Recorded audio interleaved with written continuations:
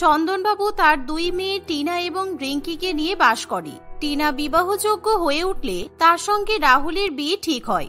বাড়ির সকলে ভীষণই আনন্দে মেতে ওঠে, কারণ সে যেহেতু বাড়ির বড় মেয়ে, তাই তার বিয়ে মানে একটা আলাদাই ব্যাপার। কিন্তু রিঙ্কি বিষয়টা নিয়ে মোটেই খুশি থাকে না, কারণ সে মনে করে সে সব থেকে সেরা আর তার বিয়ে আগে হওয়া উচিত। রিঙ্কি যেহেতু একটা বড় প্রাইভেট সেক্টরে চাকরি করে, তাই তার সবকিছুতে চাহিদাও অনেক বেশি। কিরে রিঙ্কি, তোকে আজকে বলেছিলাম যে আমরা শপিং করতে যাব, আর তুই আজকেও অফিস যাচ্ছিস? সামনেই আমার বিয়ে, তুই আমার সঙ্গে শপিং করতে যাবি না? তোর বিয়ে নিয়ে আমার কোনো এক্সাইটমেন্ট নেই, সেই জন্যই তো আমি শপিং করতে চাই না। আর তুই বিয়ে করছিস, তাতে আমি শপিং করব কেন? তোর বিয়ের থেকে বেশি ইম্পর্টেন্ট হলো আমার কাজ। আমি তোর নিজের মায়ের পেটের দিদি, তবুও তুই আমার সঙ্গে এরকম ব্যবহার করছিস। আর কিছুদিন পরেই আমি এই বাড়ি ছেড়ে চলে যাব, তখন তুই এই বাড়িতেই থাকবি। তোর আমার কথা একটুও মনে পড়বে না বল? দিদি, তুই এই বাড়ি ছেড়ে বিয়ে করে চলে গেলে আমি বেঁচে যাই, কারণ সব সময় তুই আমার চোখের সামনে ঘুরে বেড়াস, সেটা আমার মোটেই পছন্দ হয় না। আমি তোর থেকে সব বিষয়েই এগিয়ে, পড়াশোনার ক্ষেত্রে, চাকরি বাকরির ক্ষেত্রে, তবুও তুই সবসময় এমন ভাব দেখাস যেন তুই সবকিছুতেই সেরা। তাই আমার তোকে মোটেই পছন্দ হয় না। তাই এই বাড়ি থেকে চলে গেলে তোকে আমার মনে করতে বয়েই গেছে। রিঙ্কির এমন কথা শুনে টিনার ভীষণই খারাপ লাগে, আর রিঙ্কি অফিসের ব্যাগ নিয়ে অফিসে চলে যায়। অন্যদিকে টিনা তার বিয়ের জন্য শপিং করবে বলে শপিং মলে যায়। আর টিনা যখন তার শাড়ি জামা কাপড় কেনে, তখন সে দেখে যে সেই শপিং মলের একটা কফি শপে বসে রিঙ্কি তার অফিসের ক্লায়েন্টদের সঙ্গে মিটিং করছে। বোনকে বললাম আমার সঙ্গে শপিং করতে আসতে, কিন্তু ও বলল ওর নাকি কাজ আছে। কিন্তু ও এই শপিং মলে বসে কফি খাচ্ছে, আর আমি একা একা শাড়ি কিনছি। এই বলে টিনা তার বোনের কাছে যায়, কিন্তু রিঙ্কি তাকে দেখে ভীষণ পরিমাণে রেগে যায়। আর তখনই রিঙ্কি সবার সামনে দিদির সঙ্গে খারাপ ব্যবহার করতে শুরু করে। তোকে কতবার বলেছি আমাকে ফলো করবি না তুই? আমাকে তুই ফলো করতে করতে এখানে চলে এসেছিস। হাউ ডেয়ার ইউ দিদি! না, আসলে আমি ভেবেছিলাম আমার বিয়ে উপলক্ষে তোকে একটা শাড়ি কিনে দেব। আমি তোর দিদি, তাই তোকে দেখে আমি নিজেকে সামলাতে পারিনি, চলে এলাম। তুই কিছু মনে করিস না রে? তোর টাকা দিয়ে আমি শাড়ি কিনবো? আমার বয়েই গেছে। তুই প্লিজ এখান থেকে বেরিয়ে যা, আর আমার বিজনেস মিটিংটা খারাপ করিস না। অসভ্য মেয়ে একটা। কবে না কবে বিয়ে হবে, তার জন্য এখন থেকে লাফালাফি, বদমাইশ মেয়ে। এই বলে রিঙ্কি টিনাকে কফি শপ থেকে বের করে দেয়, আর টিনা কাঁদতে কাঁদতে বেরিয়ে আসে। ফলে তার শপিং করার আর কোনো রকম ইচ্ছা থাকে না। কিন্তু তবুও তার যেহেতু বিয়ে, তাই টিনা কোনো রকমে একটা বেনারসি শাড়ি কিনে তার সঙ্গে গহনা কিনে বাড়িতে ফিরে আসে। এভাবেই দেখতে দেখতে কিছুদিন কাটে, আর একদিন কমলা দেবী তার ছোট মেয়ের কাছে আসে। রিঙ্কি, তুই কেমন বোন রে? তুই দেখছিস সামনে তোর দিদির বিয়ে, আর তোর বাবা পুরো বিয়ের টাকা একা একা খরচ করছে, কিন্তু তুই একটুও সাহায্য করছিস না। এরকম করলে হয় বল? মা, আমি তোমার এই কথাটার জন্যই তো অপেক্ষা করেছিলাম। আমি ভালো করেই জানি যে দিদির বিয়ে বলে তোমরা এখন আমার কাছ থেকে টাকা দাবি করবে, কারণ আমি ভালো চাকরি করি। সুতরাং আমার কাছ থেকে টাকা না পেলে দিদির তো বিয়ে হবেই না, তাই তো? না রিঙ্কি, আমি এই কথাটা একবারও বলতে চাইনি যে তুই টাকা না দিলে তোর দিদির বিয়ে হবে না। কিন্তু তুই তো ছোট বোন, তাই তোরও তো একটা দায়িত্ব কর্তব্য আছে। আমি চাই তোর দিদির বিয়ের মেহেন্দির খরচটা তুই নে। সেই দিন যা খাওয়া দাওয়া হবে কিংবা অনুষ্ঠান হবে, সবকিছু তুই দিবি। এই বলে কমলা দেবী ঘর থেকে বেরিয়ে যায়। ফলে রিঙ্কি মনে মনে খুবই রাগ করে, কিন্তু সেই বিষয়ে টিনা কিছুই জানতে পারে না। এভাবেই দেখতে দেখতে কিছুদিন কাটে, আর সারা বাড়ি টিনার বিয়ের অনুষ্ঠানের জন্য খুব সুন্দর করে সেজে ওঠে। আর না চাইতেই টিনার বোনকে দিদির বিয়ের জন্য মেহেন্দির খরচা বহন করতে হয়। আর এমন সময় সবে যখন মেহেন্দি করতে বসে, মা, এই মেহেন্দি পড়ার পর থেকে আমার হাত ভীষণ পরিমাণে জ্বালা পোড়া করছে। কি জানি কেন এমন হচ্ছে। তোমরা কোথা থেকে মেহেন্দি আর্টিস্টকে নিয়ে এসেছো বলো তো? এরকম তো হওয়ার কথা নয়। না, আসলে টিনা, তোর মেহেন্দির সমস্ত অনুষ্ঠানের দায়িত্ব তোর বোন নিয়েছিল, আর তোর বোনই তো মেহেন্দি আর্টিস্ট ঠিক করেছে, ওই সব খরচা বহন করছে। কিন্তু হঠাৎ করে মেহেন্দি পড়ার পর তোর হাত জ্বালা পোড়া করবে কেন? আমি তো সেটাই বুঝতে পারছি না। এমন কথা বললে টিনা খুব ভালোই বুঝতে পারে যে ইচ্ছা করে রিঙ্কি তার দিদির বিয়ের জন্য সস্তায় মেহেন্দি আর্টিস্ট বুক করেছে, যাতে কোনো মতে অল্প টাকা খরচ করেই সেই মেহেন্দির অনুষ্ঠান সম্পন্ন করা যায়। কিন্তু টিনা যেহেতু রিঙ্কিকে খুব ভালোবাসে, তাই সে কোনো রকম কোনো কথা বলতে পারে না। কিন্তু এমন সময় কমলা দেবী যখন রিঙ্কির কাছে যায়, বেশি নাটক করো না তো। তোমার মেয়ের মেহেন্দি অনুষ্ঠানের জন্য 10,000 টাকা খরচ করেছি, এর থেকে বেশি কি করব বলো? আর ওরকম বিচ্ছিরি হাত, তাতে কম দামি মেহেন্দি ঠিকই আছে। আমি দিদির বিয়ের জন্য এর থেকে বেশি কিছু করতে পারবো না। যত সব, হাতে আবার মেহেন্দি পরে নাকি জ্বালা পোড়া করছে। ঢং। তুই তোর দিদির মেহেন্দির অনুষ্ঠানের জন্য মাত্র 10,000 টাকা খরচ করেছিস? তোর থেকে এটা আমি আশা করতে পারিনি রিঙ্কি। থাক, তোকে আর কিছু করতে হবে না। তোর দিদির হাতে তো ঘা বেরিয়েছে এত সস্তা মেহেন্দি পরে। কমলা দেবী এরকম কথা বললে রিঙ্কি আরো রেগে যায়। এভাবেই দেখতে দেখতে সেই দিনটা কাটে। আর পরের দিন তাদের বাড়ি বিয়ের আলোতে আলোকিত হয়ে ওঠে। এমন সময় টিনার গায়ে হলুদের অনুষ্ঠান শুরু হয়। আর আত্মীয় স্বজন, পাড়া প্রতিবেশী সবাই টিনার বোনের কথা জিজ্ঞাসা করলে, না আসলে আমার ছোট মেয়ের হলুদে অ্যালার্জি আছে, তাইও গায়ে হলুদের অনুষ্ঠানে আসতে চাইছে না, কিন্তু ও বিয়েতে ঠিক উপস্থিত থাকবে। তোমরা চিন্তা করো না, তোমরা আমার বড় মেয়ের গায়ে হলুদ লাগিয়ে দাও। মা প্লিজ তুমি বোনকে ডেকে নিয়ে এসো, তা না হলে আমি কিন্তু গায়ে হলুদ দেব না। অনেক হয়েছে, বোন সেই বহুদিন থেকে আমার সঙ্গে খারাপ ব্যবহার করছে, কিন্তু আমার মোটেই ভালো লাগছে না। আমি বরং বোনকে নিয়ে আসতে যাচ্ছি। এই বলে টিনা তার বোনের ঘরে চলে যায়। আর এমন সময় সে দেখে যে তার বোন কানে হেডফোন লাগিয়ে জোরে জোরে সিনেমা দেখছে আর প্রচন্ড পরিমাণে হাসাহাসি করছে। কিন্তু রিঙ্কি ইচ্ছা করেই তার দিদিকে দেখেও কোনো রকম পাত্তা দিচ্ছে না। বোন, অনেক হয়ে গেছে, তুই এতদিন আমার সঙ্গে খারাপ ব্যবহার করেছিস, আমি কিচ্ছু বলিনি, কিন্তু এখন সব পাড়া প্রতিবেশী আত্মীয় স্বজন আমার উপর হাসাহাসি করছে। তুই কেন আমার বিয়েতে আসছিস না? তুই আমার সঙ্গে চল, আমাকে গায়ে হলুদ দিবি। তোর এই ঘা প্যাঁচড়াওয়ালা গায়ে আমার হলুদ লাগাতে বয়েই গেছে, তুই বেরিয়ে যা বলছি। আমি এখন শনি রবিবার ছুটি পেয়েছি, তাই আমি একটু বাড়িতে আরাম করতে চাই। তুই আমাকে ডিস্টার্ব করিস না, আমি কোথাও যাব না। ঠিক আছে, তুই না গেলে আমার গায়ে হলুদের অনুষ্ঠান হবে না, আর এই দোষ থাকবে কিন্তু তোর উপর। তাতে তুই খুশি থাকবি তো? তুই কিন্তু বেশি বাড়াবাড়ি করছিস। এখন আমি তোর বিয়েতে যাচ্ছি না বলে তুই আমাকে সবার সামনে কালপ্রিট বানাতে চাইছিস। ঠিক আছে চল, আমি তোর গায়ে হলুদের অনুষ্ঠানে দাঁড়িয়ে থাকবো, যাতে আমাকে কেউ কোনো কথা বলতে না পারে। টিনা তার বোনের মুখে এমন কথা শুনে খুবই খুশি হয়। আর রিঙ্কি ইচ্ছা করে একটা হট প্যান্ট এবং ক্রপ টপ গায়ে চাপিয়ে গায়ে হলুদের অনুষ্ঠানে চলে আসে। ফলে তার দিকে সবাই অবাক হয়ে তাকিয়ে থাকে। আর টিনা প্রচন্ড পরিমাণে লজ্জিত বোধ করে। কিরে দিদি, এবার খুশি হয়েছিস তো? তুই চাইছিলিস আমি যাতে তোর গায়ে হলুদের অনুষ্ঠানে উপস্থিত থাকি। এই নে, আমি উপস্থিত হয়ে গেলাম। তাই বলে তুই এরকম জামা কাপড় পরে আসবি? তোর নিজের লজ্জা লাগলো না? আমি তোর জন্য কত সুন্দর একটা হলুদ শাড়ি কিনেছিলাম, তুই তো সেটা পরতে পারতিস বোন। আমার সামনে একদম বেশি ভালো মানুষ সাজার নাটক করবি না তুই, অসভ্য মেয়ে কোথাকার। আর জীবনেও তোর বিয়ের অনুষ্ঠানে আমাকে ডাকার আগে এই দিনটার কথা যেন মনে থাকে। এই বলে রিঙ্কি আবার ঘরে চলে যায়। আর তারপর থেকে টিনা কিছুতেই তার বোনকে কোনো কিছুতে ডাকতে চায় না। ফলে রিঙ্কি মনে মনে ভীষণই শান্তি পায়। আর অন্যদিকে সবাই বিয়ের অনুষ্ঠান নিয়ে আনন্দে মেতে ওঠে। আর টিনাকে বেনারসি পরে বিয়ের সাজে খুব সুন্দর দেখতে লাগে বলে রিঙ্কি আরো জ্বলে পুড়ে ওঠে। আমি কিছুতেই দিদিকে সহ্য করতে পারছি না, এত ভালো ছেলের সঙ্গে ওর বিয়ে হয়ে যাচ্ছে আর আমি চুপ করে বসে আছি। ঈশ্বর, তুমি আমার সঙ্গে কেন এরকম করলে? আমি ওর থেকে কোনো দিকে কম নই। আমি চাই না আমার দিদির আগে বিয়ে হোক, আমি শুধু চাই ও কেঁদে কেঁদে মরুক।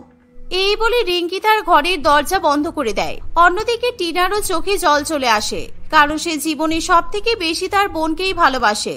আর তার বোন বিয়েতে উপস্থিত নেই। ঠিক এমন সময় হঠাৎ করে রিঙ্কির ফোনে একটা ফোন আসে। হ্যাঁ স্যার বলুন। হ্যাঁ স্যার, আমি বুঝতে পেরেছি, আজকে আমার আই টেস্ট আছে। কিন্তু স্যার আপনি তো জানেন যে আমার চোখে পাওয়ার। কি হবে স্যার? আমি যদি আই টেস্টে পাশ করতে না পারি তাহলে তো আমার প্রমোশন আটকে যাবে।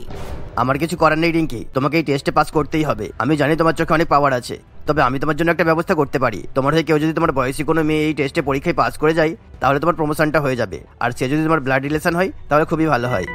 এমন কথা শুনে রিঙ্কি ভীষণ পরিমাণে ভয় পেয়ে যায়। আর সেই মুহূর্তে তার ব্লাড রিলেশনে তার দিদি ছাড়া আর অন্য কেউ নেই যে আই টেস্ট পরীক্ষায় পাশ করতে পারবে। কারণ ছোটবেলা থেকে তার দিদির দৃষ্টিশক্তি সব থেকে ভালো। আর সেই জন্য রিঙ্কি কি করবে কিছুই বুঝে উঠতে পারে না। ফলে তখনই রিঙ্কি কাঁদতে কাঁদতে তার দিদির কাছে যায় আর দিদিকে সব ঘটনা খুলে বলে।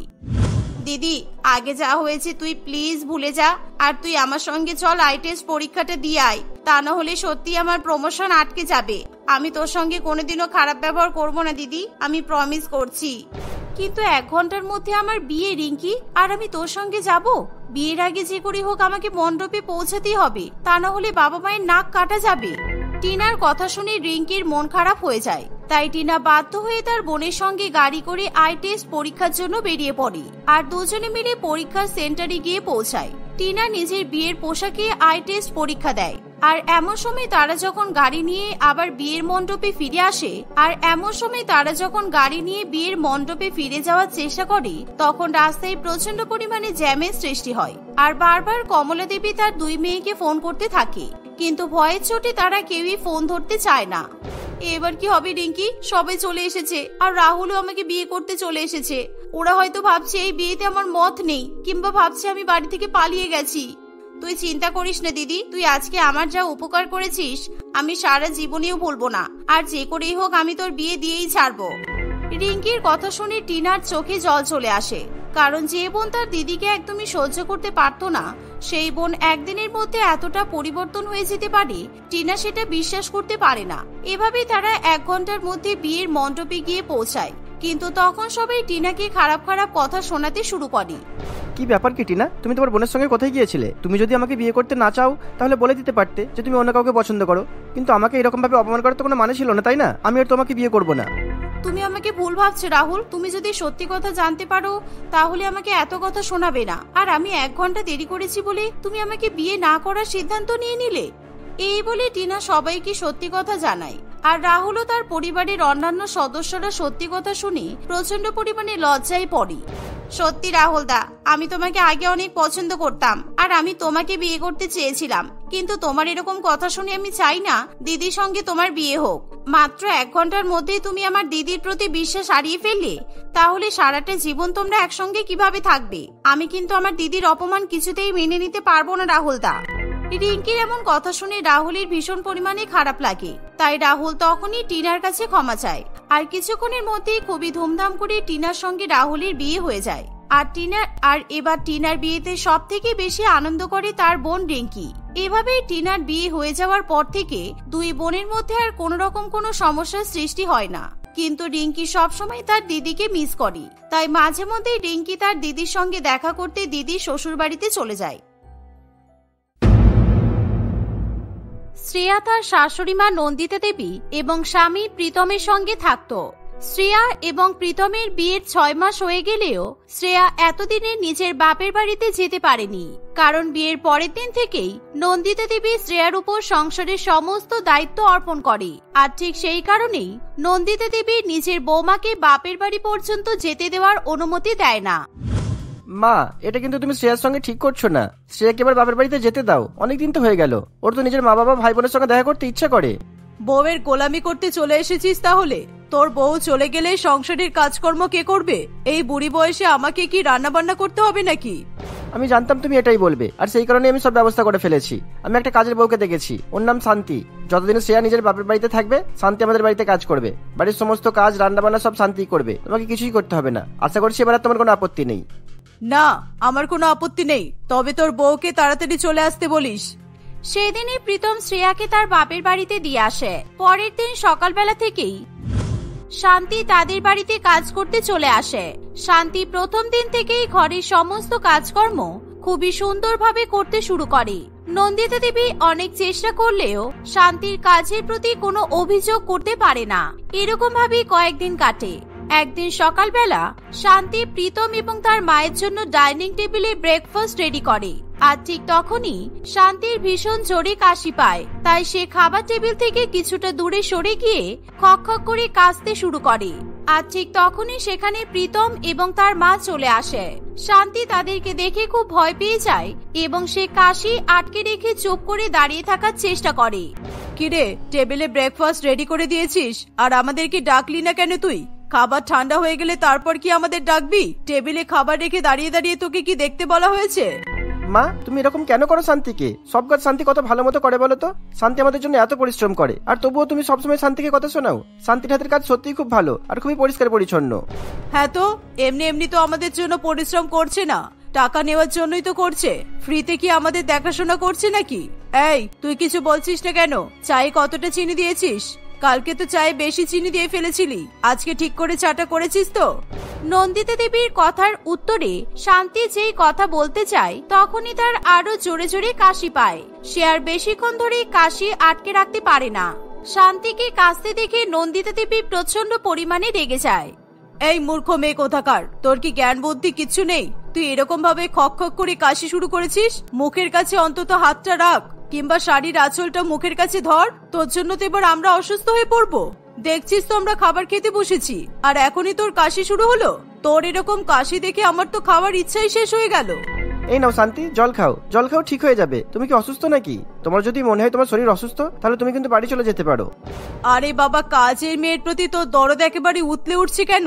তুই এদেরকে চিনিস না? কাজের মেয়েরা এরকমই হয়। এরা ইচ্ছা করে শরীর খারাপের নাটক করে ছুটি নেয়। সবসময় এদের একটাই উদ্দেশ্য থাকে, কাজ না করে ফ্রিতে টাকা নেওয়া। না না মেম সাহেব, আসলে আমার একটু ঠান্ডা লেগেছে, সেই জন্যই আমার কাশি হচ্ছে। এই সামান্য কাশি এমনিতেই ঠিক হয়ে যাবে। অল্প একটু কাশির জন্য আমি ছুটি চাইবো কেন? আপনারা খান না, না হলে খাবার ঠান্ডা হয়ে যাবে তো। এই বলে শান্তি আবার নিজের কাজে লেগে পড়ে। কিছুক্ষণ পর শান্তি রান্নাঘরে গিয়ে বাসন মাজতে শুরু করে দেয়, কিন্তু আবার তার খুব জোরে জোরে কাশি হয়। শান্তিকে আবার কাশি করতে দেখে নন্দিতা দেবী প্রচন্ড রেগে যায়। সে হাতে করে একটা মাস্ক নিয়ে শান্তির কাছে আসে। কিরে মুখপুরি, তুই তো একইভাবে কেসেই চলেছিস। তুই তো এবার তোর সাথে সাথে আমাদেরও রোগ বাঁধাবি। তোর কি বড়সড় কোনো রোগ আছে নাকি বলতো? না মেম সাহেব, আমার তো কোনো রোগ নেই, আমার একটু ঠান্ডা লেগেছে। তাড়াতাড়ি কাশিটা ঠিক করার চেষ্টা কর, না হলে কিন্তু তোকে কাজে রাখতে পারবো না আমি। কারণ তুই এরকম ভাবে কাশবি আর খাবার রান্না করবি, তোর কাশির মাধ্যমে রোগ জীবাণু আমাদের খাবারে যাবে, আর তোর সাথে সাথে আমাদেরও রোগ হবে। এই নে ধর, এই মাস্কটা পরে তুই আজকে থেকে রান্না করবি। ঠিক আছে মেম সাহেব, কোনো অসুবিধা নেই, আমি মাস্ক পরেই সব কাজ করব। এই বলে শান্তি মুখে মাস্ক পরে কাজ করতে শুরু করে। কিছুক্ষণ পর প্রীতম শান্তিকে মুখে মাস্ক পরে কাজ করতে দেখতে পায় এবং তার খুবই খারাপ লাগে। শান্তি, তোমাকে দেখে তো আমার খুব অসুস্থ বলে মনে হচ্ছে। তোমার মনে হয় এখন রেস্ট করা উচিত। কালকে কাজে আসা তোমার কোনো দরকার নেই। তুমি 1-2 দিন বাড়িতে থেকে বিশ্রাম নাও। কিন্তু দাদা বাবু, আমি কাজে না আসলে বাড়ির কাজগুলো কে করবে? আর আমি রান্না বান্না না করলে আপনারা খাবেন কি? আমাদের কথা চিন্তা করতে হবে না তোমাকে। এই 2 দিন আমরা নয় বাইরে থেকে খাবার অর্ডার করে খেয়ে নেব। তুমি যাও শান্তি, তোমার শরীর ঠিক হবে, তারপর তুমি কাজে আসবে। প্রীতমের কথা শুনে শান্তি খুবই খুশি হয়, তাই সে খুশি মনে নিজের বাড়িতে চলে যায়। আসলে শান্তির প্রচন্ড পরিমাণে জ্বর এসেছিল। প্রচন্ড শারীরিক অসুস্থতা সত্ত্বেও সে প্রীতমদের বাড়িতে কাজ করছিল, তাই প্রীতম তাকে 2 দিনের জন্য ছুটি দেওয়ায় শান্তির খুবই সুবিধা হয়। কিন্তু অন্যদিকে শান্তি 2 দিন কাজ করতে না যাওয়ায় নন্দিতা দেবী প্রচন্ড পরিমাণে রেগে যায়। কিরে, তুই 2 দিন কাজে আসিসনি কেন? এটা কি মামার বাড়ির আবদার পেয়েছিস নাকি তুই? আসলে মেম সাহেব, আমার প্রচন্ড জ্বর এসেছিল, আর আপনি তো দেখলেন আমার কেমন কাশি হচ্ছিল। সেই জন্য দাদাবাবু 2 দিনের জন্য আমাকে ছুটি দিয়েছিলেন। আমার ছেলের কথা তোকে কে শুনতে বলেছে? এই বাড়িতে আমি যা বলবো তাই হবে। আমার ছেলে যা বলবে সেটা হবে না। তুই নিশ্চয়ই আমার ছেলের কাছে গিয়ে কান্নাকাটি করেছিস, সেই জন্য আমার ছেলে তোকে ছুটি দিয়েছে। না না মেম সাহেব, আপনি ভুল ভাবছেন, আমি তো এরকম কিছুই করিনি। তোর মতো রোগী কাজের বউকে বাড়িতে রাখাই ভুল হয়েছে। 2 দিন কাজে আসিসনি, মনে রাখবি মাসের শেষে টাকা দেওয়ার সময় এই 2 দিনের টাকা কেটে নেওয়া হবে। এরকম করবেন না মেম সাহেব, আমরা খুব গরিব, আমাদের টাকার খুব দরকার, আর সেই কারণেই তো আমি আপনাদের বাড়িতে কাজে লেগেছি। আমাকে ছুটি দেওয়া হয়েছিল বলেই তো আমি কাজে আসিনি।